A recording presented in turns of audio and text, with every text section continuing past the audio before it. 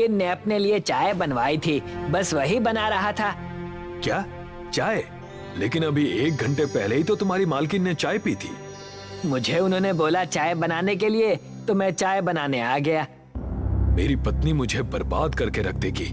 इसको क्या पता कि दूध कितना महंगा हो गया है। अभी मैं इसकी खबर लेता हूँ। और सुनो, इस चाय को बनाना बंद करो। लेकिन मालिक, मैंने चाय में चीनी और पत्ती डाल दी है। अगर दूध नहीं डाला तो चीनी और पत्ती बेकार जाएगी। सत्तू की बात सुनकर मोती चंद पैर पटकता हुआ अपनी पत्नी के पास चला गया। ये मैं क्या देख रहा हूँ विमला? तुम दोबारा चाय बनवा रही हो? अरे चाय ही तो बनवा रही हूँ पतिदेव। आपकी 10 बीघा जमीन पर कोठी नहीं बनवा रही हूँ। तुम्हें पता भी है विमला कि महंगाई कितनी बढ़ गई है? दूध, चाय की पत्ती, चीनी, ये सब पहले कितना सस्ता आता था और कितना महंगा हो गया है अब। तुम्हें बचत करनी चाहिए। और कितनी बचत करूं? साल में पहले 5 साड़ियां पहनती थी, फिर 3 और फिर 1, और उसके बाद वो भी खत्म। 3 साल से एक ही साड़ी लगातार धो धो कर पहन रही हूँ मैं। कितनी बार बोला आपको कि मुझे एक नई साड़ी दिलवा दीजिए, लेकिन अब तो चाय पीने को भी दिक्कत होने लगी है। मुझे नई साड़ी क्या खरीद कर दोगे आप? तभी वहाँ पर मोती चंद का नौकर बिरजू सेठ हीरा चंद के साथ वहाँ पर आ गया। सेठ हीरा चंद के हाथों में हीरे और मोती से जड़ा हुआ एक कलश था। सेठ हीरा चंद मोती चंद को वो कलश देते हुए बोले, मैं तुम्हारी दुकान पर गया था मोती चंद। वहाँ तुम्हारे नौकर बिरजू ने मुझे बताया कि अभी तक तुम दुकान पर नहीं आए। लेकिन अच्छा है कि तुम घर पर ही आ गए। चिंता मत करो, मैं तुम्हारे इस हीरे और मोतियों से बने कलश को बहुत अच्छे दामों में बेचूंगा। मैंने शहर में बात भी की है। मैं आज ही इसे शहर में जाकर बेच दूंगा। 2 दिन बाद इसकी कीमत तुम्हारे घर पर पहुंच जाएगी।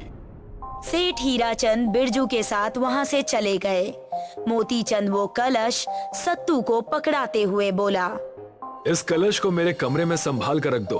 तब तक मैं अपने पड़ोसी और बिजनेस पार्टनर मोहन को बुलाकर लाता हूँ। वो भी मेरे साथ शहर चलेगा। सत्तू उस कलश को सेठ मोती चंद के कमरे की अलमारी में रखाया, मगर वो नहीं जानता था कि उस कमरे में बिरजू पहले से ही छिपा हुआ था। बिरजू कलश चुराकर खिड़की से ही बाहर चला गया। मोती चंद अपने पार्टनर मोहन के साथ वापस आया। जाओ वो कलश ले आओ।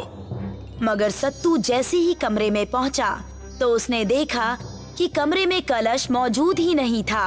वो समझ गया कि कोई चोर खिड़की के रास्ते से कमरे में आया था। सत्तू अपने मालिक के पास पहुंचा।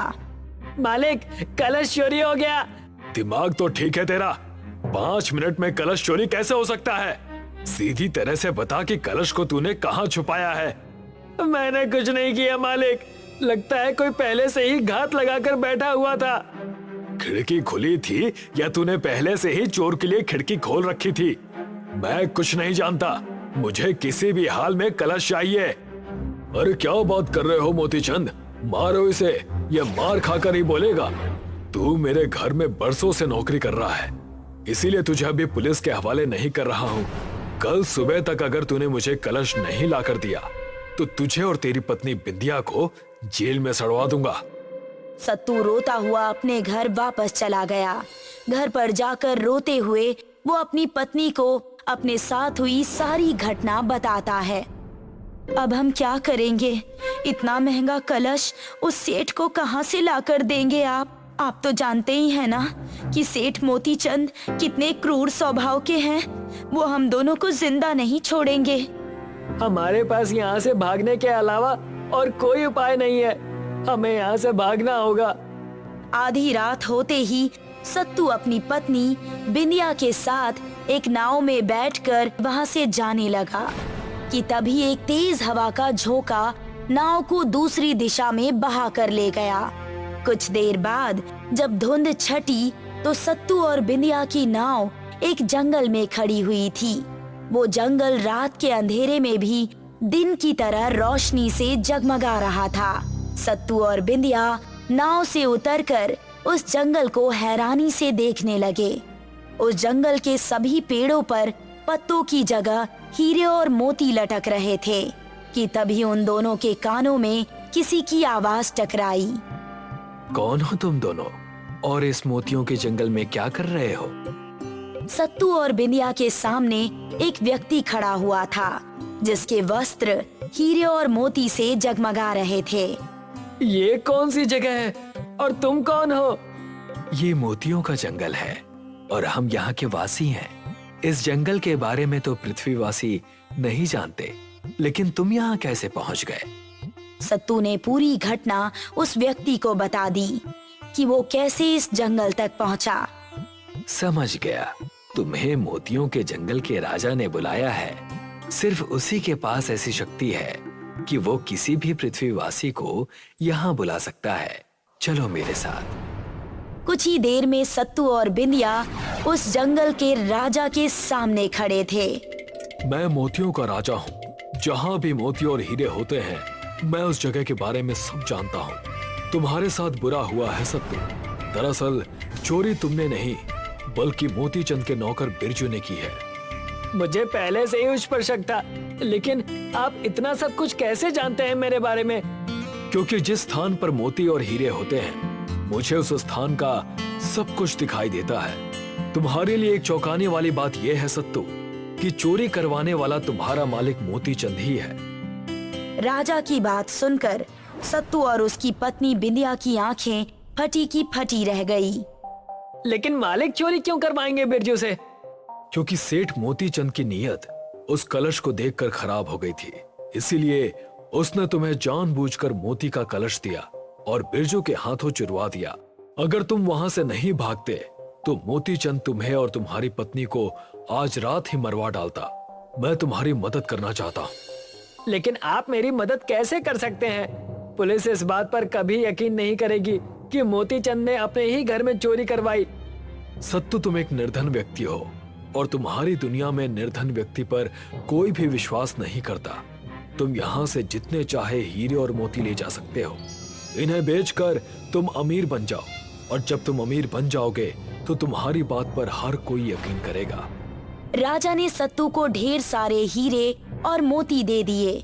सत्तू दूसरे शहर में जाकर उन सबको बेचकर बहुत अमीर हो गया। कुछ समय बाद सत्तू पुलिस को लेकर मोती चंद के घर पर पहुंच गया। मोती चंद सत्तू को नहीं पहचान पाया। इन्हें गिरफ्तार कर लीजिए इंस्पेक्टर साहब। इन्होंने ही सेठ हीराचंद के कलश को चुराया था। ये क्या बकवास कर रहे हो तुम? कौन हो तुम? मुझे पहचाना सेठ मोती चंद? तुमने तो मेरे ऊपर इल्जाम लगाकर मुझे अपने घर से भगा दिया था और रात में मेरा और मेरी पत्नी का खून करवाने का तुमने इरादा भी कर लिया था। सेठ मोती चंद की आंखें फटी की फटी रह गई। वो पहचान गया कि सामने खड़ा दूसरा सेठ कोई और नहीं बल्कि उसका नौकर सत्तू ही है। तू इतना अमीर कैसे हो गया सत्तू? इसको तुम कभी नहीं जान पाओगे मोती चंद।